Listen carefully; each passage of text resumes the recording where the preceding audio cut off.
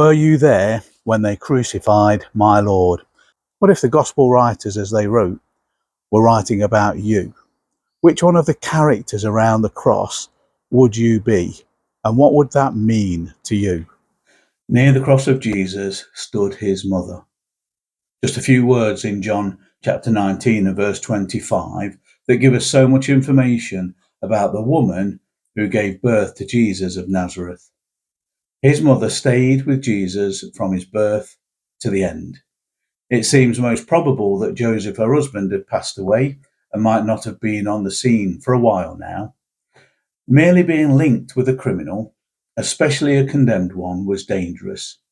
You could be considered guilty by association. But Mary knew her son was innocent. Why should she walk away from him now? An angel had revealed to Mary that she would carry and give birth to Immanuel. She would raise him as any other mother would raise her son. But she knew he was born to die for the sins of the people. And now here she is, having raised him, having been around him all his life, looking up at him, nailed to a wooden cross.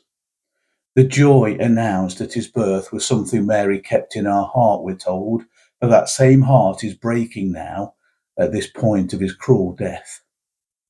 At the temple, when he was a baby, she heard Simeon's prophecy, "A sword will pierce your own soul too." How often must she have thought of that statement on the way to his cross? Mary participates in his suffering in a unique, intimate way. Following Jesus, we're told, involves suffering, not just glory. But Mary knew this and understands it more than any of us.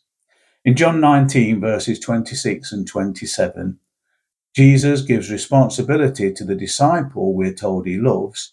"Woman, here is your son," and to him, "Here is your mother." Even on the cross, Jesus is obedient to the command to honour father and mother.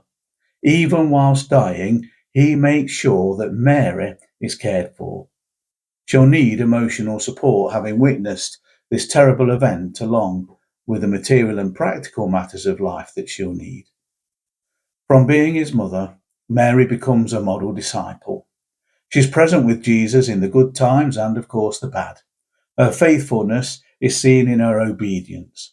Though she perhaps doesn't understand everything, she certainly trusts God completely.